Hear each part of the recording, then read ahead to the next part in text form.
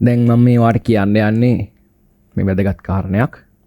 අපි ඉගෙන ගන්න ගමන් මම වාට මූණු බලපු ගමන් මට මේ මතක් වුණ දෙයක්. දැන් තව දවස් කිහිපයකින් අලුත් අවුරුද්ද එනවා.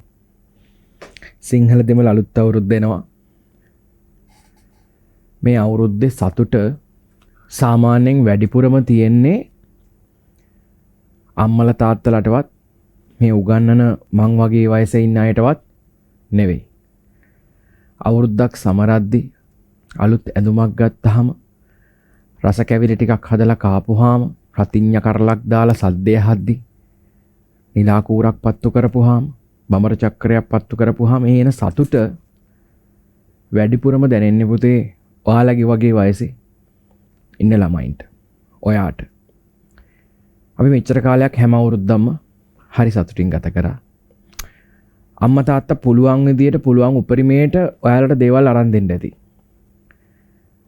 සමහර ඩාලින් යාළුවා සමහර අවස්ථාවල බැරි වෙන්න ඇති. නමුත් උපරිමයේ උත්සාහ කරන අම්මා තාත්තා අවුරුද්දට හැකි උපරිමයේ ඔයාට දෙන්න. ඇයි ඒ? මොකද අම්මා තාත්තා දන්නවා මේ පොඩි කාලේ ඔය දැනෙන සතුට ඒ ෆීලිං එක ඒ කික් එක ඔයාට ලොකු වෙලා ගන්න බෑ. ඒ නිසා මේ පොඩි කාලේ ඔයාට දෙන්න තියෙන උපරිම තෘප්තිය දෙන්න එයාලගේ උපරිමයට වඩා එයාලා මහන්සි වෙනවා. මීට කලින් හැම අවුරුද්දකම උපරිමයක් කරන්න ඇති. හැබැයි පුතේ ඔයා දන්නවා දැන් මේ අවුරුද්දේ දැන් තියෙන තත්වෙත් එක්ක සමහරට අපි ගෙවල් වල වේල් තුන කන්නේත් හරි අමාරුයි. නේ? එතකොට මේසන් වැඩ කරන තාත්තා, ට්‍රී වීල් එකක් දුවන තාත්තා, ගස් නැගලා ගෙඩි කඩලා දරුවන්ව පෝෂණය කරන තාත්තා අම්මා ගෙවල් වල වැඩට ගිහිල්ලා ඔය නොයේ රස්සා කරලා නැත්තම් හොඳම මට්ටමේ රැකියාවක් කරලා ඒ මොනවා වුණත් ඒ මොන මට්ටමේ රැකියාවක් කරත් කොච්චර හම්බ කරත් ඒ දෙමව්පියෝ අද වෙද්දි පුතේ මාර පීඩනයකින් ඉන්නේ මේ ආර්ථික තත්ත්වෙත් එක්ක. මම ඔයාලට කරන ඉල්ලීමක් තියෙනවා පුතේ. ඉල්ලීම තමයි මේ පාර අවුරුද්දට කලින් අවුරුදු වල වගේ අම්මා තාත්තගෙන් ඇඳුම් අරන් දෙන්න, අර වරන් දෙන්න, මේ වරන් දෙන්න, සල්ලි දෙන්න කියලා ඉල්ලන්න එපා. හේතුව එයාලා උපරිමේ වාට දෙන්න try කරනවා. හැබැයි මේ තියෙන ප්‍රශ්නේ මේ රටාව මේ ආර්ථික තත්ත්වෙත් එක්ක එයාලට ඒක කරන්න බෑ. කරන්න බැරි වුණොත් ඔයා ඉල්ලද්දිත් එයාට කරන්න බැරි වුණොත් ඒ තාත්තට ඒ අම්මට මාර කලකිරීමක්, Taman ගැන මාර පසුතැවීමක් ඇති වෙනවා. මේ පාර ඔයාට අම්මට තාත්තට පුතේ සල්ලි හම්බ කරලා දීලා මේ ආර්ථිකමය වශයෙන් උදව්වක් කරන්න බෑනේ ඔයාට. මොකද ඉගෙන ගන්න ඕනේ. හැබැයි මං කියන්නේ උඹලා වචනකින් හරි අම්මා තාත්තට උදව්වක් වෙන්න ඕනේ මේ පාර. එයාලට කියන්න ඕනේ මොකද්ද? මට මේ පාර ඇඳුම් ඕනේ නැහැ. අපි රස කැවිලි හදන්න ඕනේ නැහැ. හැමදාම හිටියා වගේ ඉමු වගේ කතාවක් එයාලට කියන්න. එතකොට පුතේ එයාලා ඒත් ඔයාලට දෙන්න try කරයි උපරිමේ තමන්ගේ දරුවා වෙනුවෙන්. නමුත් අර ඔයාගේ අර කියන වචනෙන් එයාට හිතෙයි මේ පාර නැති වුණාට මගේ ළමයාත් එක තේරුම් අරන් ඉන්නේ කියලා. එයාගේ හිතට මහා සැනසීමක් දැනේ.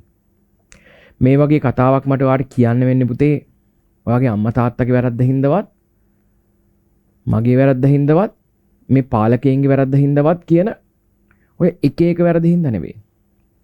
ඇයි මට කොහොමද ඔයාලට කියන්න වෙන්නේ?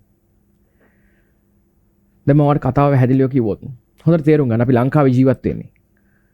ඔයා ලංකාවේ ඉපදුනා කියන්නෙම මේ වෙද්දී ඒක මහා පාපයක් කරගත්තා වගේ වැඩක්. මේ වෙද්දී. උදේ ලෝකෙ ගොඩක් සංවර්ධනය වෙමින් තියෙන රටවල් තියෙනවානේ. එයාලා මේ කොරෝනා එක්ක ගොඩ එන්න අපිට වඩා සටන් කරා. එතකොට පුතේ සමහර රටවල් තිබුණා ඊටාම කෙටි කාලයක් ඇතුළත කොරෝනා පාලනය කරලා නැවත ඒ රටේ ජනතාවගේ ජන ජීවිතය සාමාන්‍ය තත්ත්වයට පත් කරා. දැන් අපි කලාපේ ගත්තාම සමහර රටවල් එහෙමයි. අපිට පස්සේ සමහර දේවල් රටවල් බංග්ලාදේශය වුණා. බංග්ලාදේශයේම අපිට පස්සේ හටක් උනේ. එයාලා ලොකු දෙයක් කරගත්තා මේ කාලේ. හැබැයි පුතේ අවුරුදු 74ක් පුරාවට සංවර්ධනය වෙමින් තියෙනවා කියන එක අපි අහනවනේ මේක. අන්න ඒ රට මුතු ඇටේ මේ වෙද්දි පුතේ අන්ත අසරණ වෙලා ඉවරයි. නැත්තරම නැති වෙලා නැති බංගස්ථාන වෙන්න කිට්ටු වෙලා වැටිලා ඉවරයි. ඇයි ඒ? කොරෝනා හින්දාද? ඔයා හිතලා බලන්නකෝ ඔයාගේ ওই චූටි මොලේට තේරෙයි. ඔය සමහර ගොන්නුන්ට තේරෙන්නේ නැති දේවල් මේ පාලනය කරන සමහර ගවයින්ට තේරෙන්නේ නැති දේවල් ඔයාගේ ওই චූටි මොලේට තේරෙයි. නෑ. කොරෝනා හින්දා නෙවෙයි. මේ රට මෙච්චර කාලයක් පාලනය කරපු දේශපාලකයෝ හින්දා. නීතියට මුවා වෙලා නීතිය Tamanට ඕන විදිහට හරි බරි ගස්සගෙන හදාගෙන අසරණ මිනිසුන්ව හූරලා කාලා ජීවත් වෙන පාලකයෝ හින්දා. අදටත් මේ අසරණ මිනිසුන්ගෙන් කාලා බීලා සැප විඳින මම ඔයාගේ තාත්තා ඔයාගේ අම්මා ගෙඩි කඩන තාත්තා ත්‍රිවිල් එකක් දුවන තාත්තා ගෙදර වැඩ කරන මේ ගෙදරකට ගිහිල්ලා වැඩ කරන අම්මා වත්ත සුද්ධ කරන තාත්තා ඔය හැමෝගෙම සල්ලි අරගෙන ඒ සල්ලි වලින් සුරසැප විඳින දේශපාලකයෝ හින්දා පාලකයෝ හින්දා දැන් අපේ මිනිසු මාර අවුල්නේ දැන් මම මේවා කියන්නේ ඔයා ඕ ලෙවල් ලෙවල් කරපු ළමයෙක් විතර මේවා තේරෙනවා දැන් අවුරුදු 5න් 5ට බං අපේ රටේ සිස්ටම් චේන්ජ් කරන්න ආගම ජාතිය බිල්ලට දීලා අපේම මිනිස්සු මේ කා වගේ එකට එක බත්පත කාගෙන හිටපෙවුන්ව වෙන් කරලා එයාලා මිනිස්සු කා කොටා ගන්න තරමට ඕන ඒ තරමටම පසුබිම හදලා ඡන්දෙ හිඟා කණ්ඩේන නිවට දේශපාලුව හින්දා නිවට දේශපාලුව හින්දා සුද්දාගෙන් නිදහස් වුණ දවසේ ඉඳන් අවුරුදු 74ක් ගිහිනොත් අපේ රට තාමත් සංවර්ධනය වෙනවා. ඔයා හිතනවද තව අවුරුදු 20ක් විතර ගිහලා ගොඩයයි කියලා? නෑ, තව අවුරුදු 100ක් ගියත් බොහෝ විට මේක මේ විදිය. වැරද්ද කොතනද තියෙන්නේ? මේකත් කියන්න එපෙම. වැරද්ද කොතනද තියෙන්නේ? මුලින්ම තේරුම් ගන්න ඕනේ දේශපාලකයෝ විතරක් නෙමෙයි වැරදි. මිනිස්සු මුලින්ම තේරුම් ගන්න ඕනේ දේශපාලකයෝ බලයට එන්නේ මිනිස්සුන්ට තියෙන ආදරයට නෙවෙයි. උඹට මට ආදරයට දුන් දේශපාලනය කරන්න යන්නේ. එහෙනම් නිකන් කරන්න කිය කිසිම වරප්‍රසාදයක් නොගෙන. අද අපේ රටපත් වෙලා තියෙන තත්වෙට ප්‍රාදේශීය සභාවෙන් පටන් අරන් මේ රටේ මුල් පුටුවට යන කලින් හැම දේශපාලුවවම මේකට වග කියන්න ඕනේ. හැම දේශපාලකෙක්ම මේකට වග කියන්න ඕනේ. එහාල විතරක් නෙවෙයි. උන්ව යවපු ඔයාගේ දෙමව්පියෝ මම ඒ හැමෝම වග කියන්න ඕනේ. දැන් ඔයාලට ඔහොම කියද්දි හිතෙනවා ඉතින් සර් මේ කාලේ මාර ඩොලර් අර්බුදයක් රටේ තියෙනවනේ කොරෝනා හින්දා නෙවෙයිද? නෑනේ බං. රටේ තියෙන ඩොලර් අර්බුදය විතරද? ඩොලර් අර්බුදය ඇති උනේ මොන හේතු හින්දාද කියලා විග්‍රහ කරන්න ඕනේ නෑ. වෙලාවමදි මේ උගන්නන වෙලාවෙ මම යරන් තියෙන්නේ. සමහර මිනිස්සු ඉන්නවමයි පුතේ.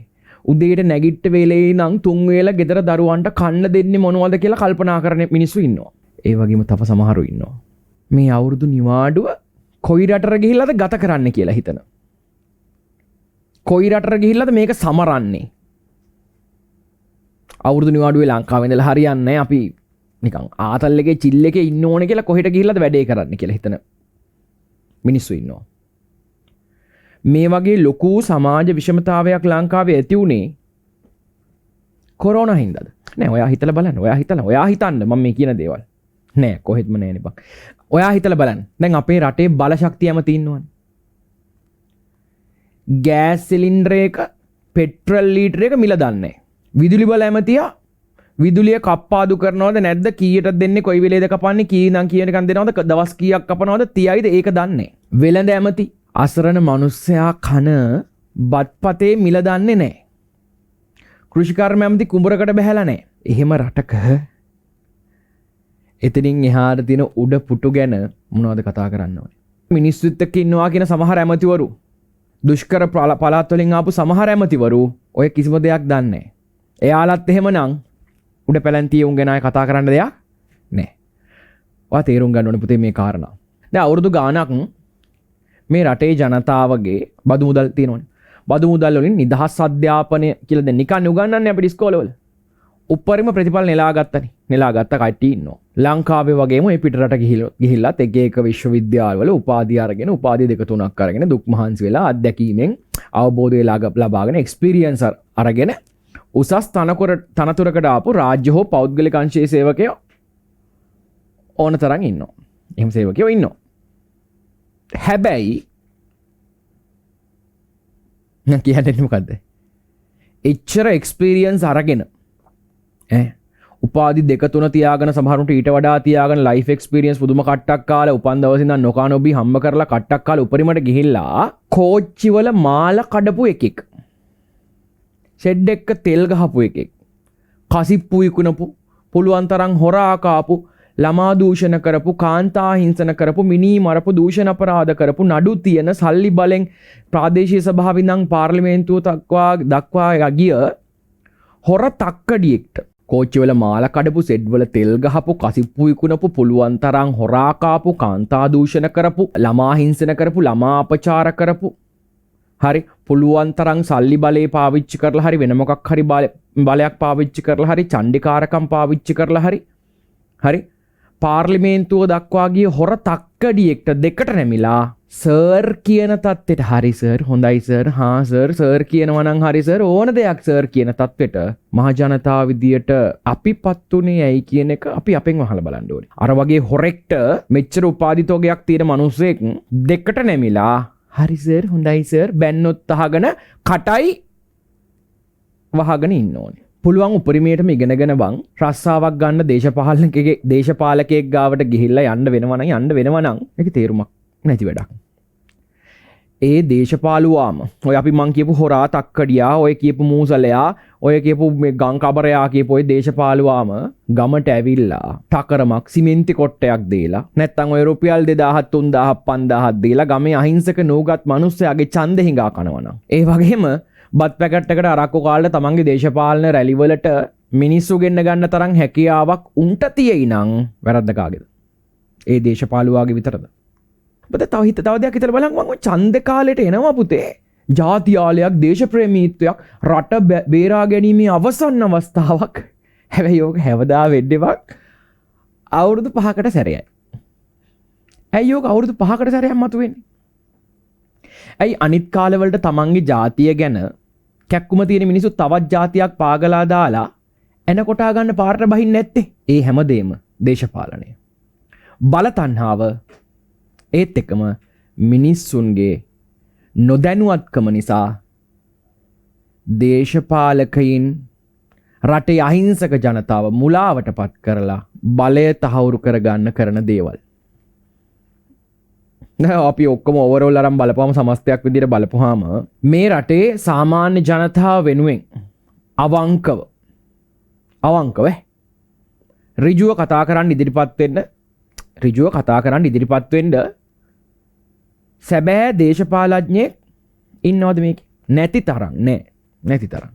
අද අපේ රට මේ තත්ත්වයටපත් වෙන්න ඩොලර් බිලියන ගාණක් ලෝකෙට ණය වෙන්න මිනිස්සු පෝලිං වල, තෙල් පෝලිං වල, ගෑස් පෝලිං වල, සිමෙන්ති පෝලිං වල, පෙට්‍රල් පෝලිං වල මහා දවාලේ මැරිලා වැටෙන්න ප්‍රධාන හේතුව අපිම පත් කරගත්තු. අපේම මිනිස්සු කිව්වොත් මං හිතන්නේ මං හරි. මේ රටට අනාගතයක් තියෙන්න ඕනේ පුතේ. අපේ දරුවන්ට, උඹලගේ දරුවන්ට, උඹට අනාගතයක් තියෙන්න ඕනේ. ඔය වරප්‍රසාද දීමනා වෙනුවෙන් බලයට පත්වෙන නිවට දේශපාලකයෝ සුළුතරයක් හින්දා මේ රටේ කෝටි 2.5ක් වුණු ජනතාවගේ හීන බලාපොරොත්තු හෙට ඉපදෙන්න ඉන්න දරුවාගේ අයිතිවාසිකම් කඩවෙන්න දීලා කටවහන් පැත්තකට වෙලා බලන් ඉන්නවා නම් ඒක මේ රටේ සුළුතරයක් වුණු පාදර දේශපාලුවන් ලබන ජයග්‍රහණයක්. උන්ගේ ජයග්‍රහණයක් ඒක. තව දුරටත් බං මේ අවුරුදු 74ක් පුරාවටම පාට දෙකෙන් දෙකට අවුරුදු 5න් 5ට රැවටි අපි මේ විනාශ කරන්නේ අපේ රටේ අනාගත පරපුරේ ජීවත් වීමේ අයිතිය. හැබැයි අනාගතයේ දවසක අනාගත පරම්පරාව උඹට මට අපි හැමෝටම ඇඟිල්ල දික් කරයි. රටේ අනාගතය වෙනුවෙන් කොන්ද පණ ඇතිව ඉදිරිපත් උනේ නෑ අනාගතයට රටක් ඉතුරු කරන්න කියලා. අවුරුදු ගානකට පස්සේ මේ රටේ පීඩිත ජනතාව සමස්ත දේශපාලනයෙන් ප්‍රතික්ෂේප කරන දවස අපි ළඟට ඇවිල්ලා තියෙනවා. දැන් ඇවිල්ලා තියෙනවා. සමහරට බං සිස්ටම් චේන්ජ් කරන්න තියෙන අන්තිම අවස්ථාව මේක වෙන්න පුළුවන්. එහෙම නැත්නම් ලෝකේ හැම රටකටම ණය වුණු උද්දමනය අතින් අංක 1ට පත් වෙලා රුපියල් බිලියනයක තනි සල්ලි කොලයකින් පාන් ගෙඩියක් අරන් එන වේලකින් බඩ පුරවගෙන වතුර බින්දුවට පාන් කෑල්ලට ගහමරා ගන්න දවසක් උදා වෙන කාලය වැඩි ඈතක නොවෙන්න පුළුවන් වැඩි ඈතක නෙවෙයි ඒක. මිනිසුන්ගේ ඉවසීම පීඩනය ඉහටත් උඩින් ගිහිල්ලා තියෙනවා. ඇඟේ හැප්පුණත් කපලා කොටලා මරන්න ඕන තරම් කේන්තියෙන් ඉන්න මිනිස්සු එක්ක දේශපාලනය කතා කරන්න ගිහිල්ලා වැඩක් නැහැ. කතා කරන්න යන්නත් එපා. ඒක මහා පාපයක් මේ වෙලාවේ. මිනිස්සු ජීවත් වෙන්න දඟලනවා මාර විදියට පුදුම අරගලයක් කරනවා. ඒ අරගලේ දන්නේ, ඒ වේදනාව දන්නේ, ඒ දුක හඳුනන්නේ පීඩිත පන්තියේ විතරයි. තව දුරටත් බම් මේ රටේ ජනතාව රවට්ටලා බලයට එන්න දේශපාලකයින්ට හැකියාවක් තියෙයි නම් අනාගතයේ තිබුණොත් ඒක මේ රටේ බහුතරයක් වන දේශප්‍රේමී තරුණ තරුණියන්ගේ නොහැකියාව. නිවටකම එතනින් එහාට Tamanට වගේම රටටත් අනාගතයක් නැහැ කියන එක තේරුම් අරන් වැඩ කරන එක ඇඟට වගේම හිතටත් හොඳයි. අපි මේ ගෙවන්නේ නිදහසෙන් පස්සේ බං අවුරුදු 74ක් ගිහිල්ලා මෙච්චර කාලයක් විඳපු නැති අසීරුම කාල පරිච්ඡේදයක්. උඹලගේ අම්මගෙන් තාත්තගෙන් ඕන කෙනෙක්ගෙන් අහුවනම් කියයි. නිවැරදි දේ දැකලා ඇත්තටම දේශපාලනය කියන්නේ මොකක්ද කියන එක නායකයින්ට පෙන්ලා දෙන්න ඕන කාලෙක මේ අපි ඉන්නේ. අසීමිත වරප්‍රසාද දේශපාලකයන්ගෙන් ඉවත් කරලා දේශපාලනය කියන රස්සාව සමාජ සේවයක් බවට පත් කරන්න ඕන යුගයක අපි ඉන්නේ. තව ටික දවසකින් ඔය මං කලින් කියපු සිංහල දෙමළ අලුත් අවුරුදු උදා වෙනවා. එදා වේල හොයාගන්න බඩර කෑම වේලක් හරියට දාගන්න අමාරුවෙන්ම හම්බ කරන මිනිස්සු බහුතරයක් ඉන්න කාලෙක මේ පාර නම් අලුත් අවුරුද්ද වචනයකට සීමා වුණු උත්සවයක් වෙයි.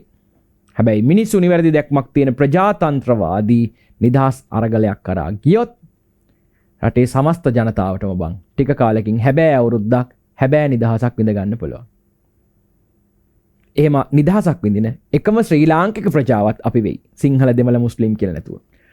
පුතේ මුන්ගේ සාදේ හමාර කරන්න සාදේ ඉවර කරන්න කලින් ඔයා ඇතුළේ ඉන්න දේශපාලනික නොවු නිවැරදි පුද්ගලයව උඹ අවදි කරන තාක්කල් මේ රටේ අනාගතය සහ උඹේ අනාගතය වලපල්ලට යන එක කිසි කෙනෙක්ට බේරගන්න බෑ. දේශපාලන දෘෂ්ටි කෝණයකින් නැතුව ස්වාධීන මානසිකත්වයකින් කල්පනා කරන්න. පුතේ නිවැරදි දේ ඔබ දකීවි. අම්මා තාත්තටත් මේ කතාව කියන්න. ඔබට මට වගේ මව්බිමට මගේ රටට ජය වේවා කියලා අඩුම තරමේ හිතින්වත් හිතන්න. මේක ඔබේ අවසන් අවස්ථාව.